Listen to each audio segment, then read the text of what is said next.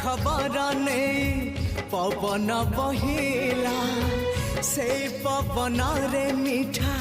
महक खेलिला फेरी फेरी गला श्रावण